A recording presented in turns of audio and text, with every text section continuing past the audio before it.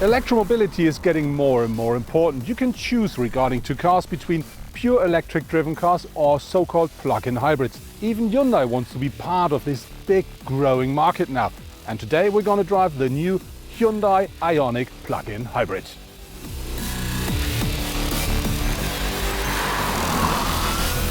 Directly when you look at the front of the new Ioniq, you instantly see this must be a Hyundai. Not only because of the logo here, which also covers parts of the sensor systems.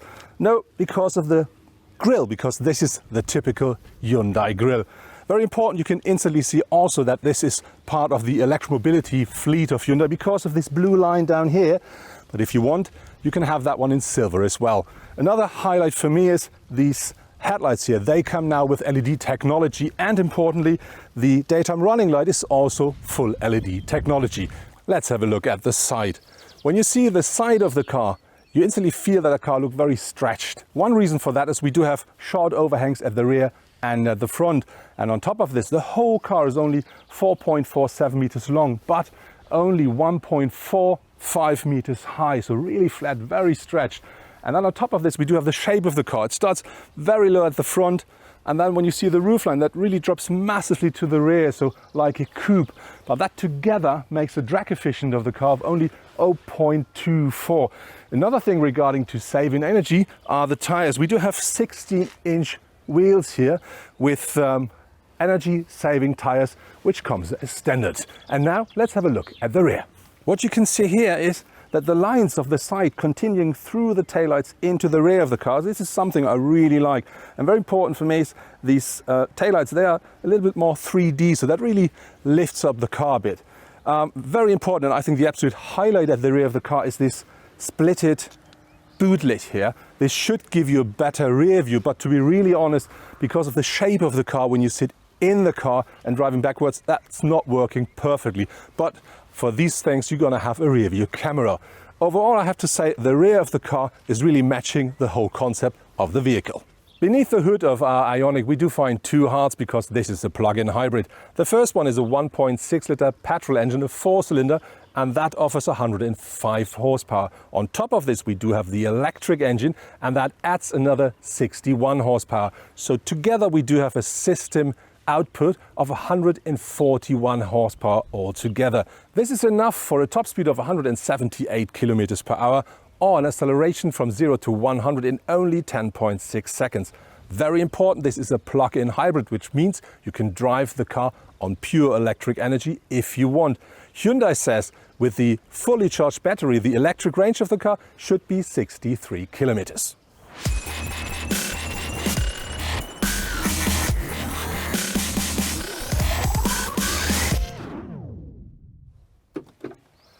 Different to a standard car, the Ioniq plug-in hybrid has two of these fuel caps here.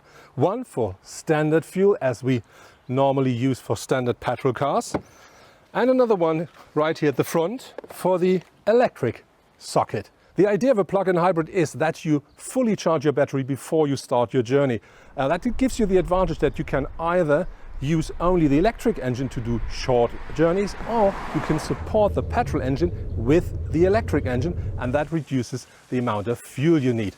And that's quite easy. You just use the standard socket here at your home, and then that comes with the car. And then you plug in this one in here, and that's it. 2 hours, 50 minutes later, this car is fully charged. The battery of the plug-in hybrid is hidden beneath the rear seats, and parts of it are inside there. So that really means it decreases the amount of boot capacity. For instance, if you have the standard Ioniq hybrid with a smaller battery, this one here offers 8.9 kilowatt hours. This will offer you a maximum load capacity of 1,505 liters with the seats down. This one here offers you with the seats up 446 liters and only 1,401 liter with the seats down. But that's the price you have to pay if you want to drive 63 kilometers on pure electric energy. As expected, the headspace here at the rear seats is not enormous, but to be really honest, I'm nearly 2 meters tall and I still fit in. And this is something I didn't expect.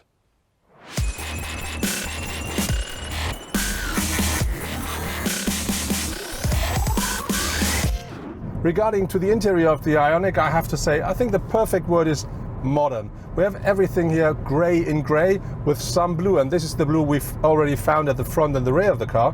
So this really matches the idea of it. I think it's all very clean and modern.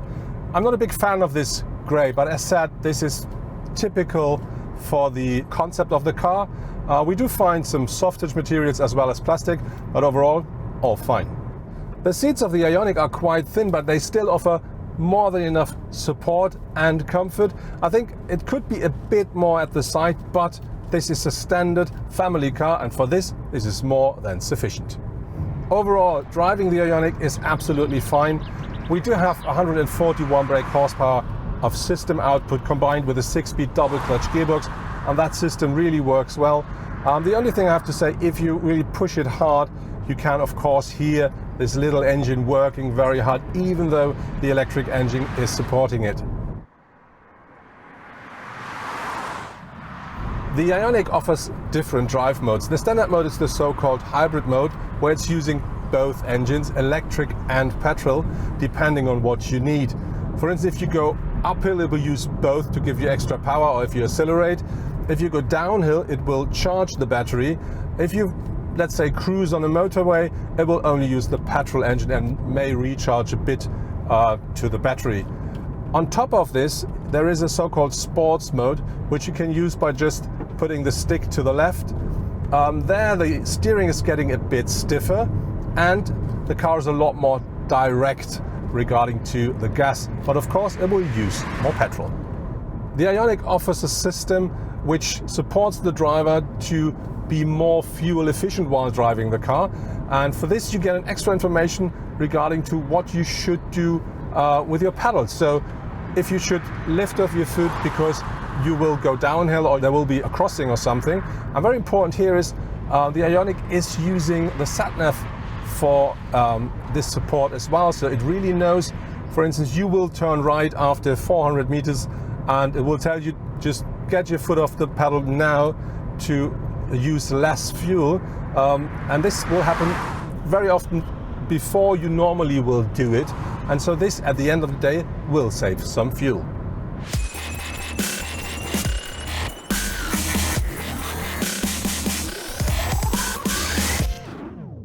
Hyundai offers for the Ioniq 3 different drivetrains. One is the classic hybrid, another one, the car we're driving, is the plug-in hybrid, and you can have this car as a pure electric vehicle as well. One thing they all have in common, all are very modern cars. And they are not only very modern regarding to the shape, the look of the car or the drivetrain, also when it comes to the interior, what you will find is that the car is fully connected. You can easily plug your phone if you want, and you will find all the modern driver assistant and safety systems as well. To be really honest, if you drive a car like this and if you want to do this, you can really save some money if you drive it the way it should. And on top of this, you do something fantastic for Mother Nature.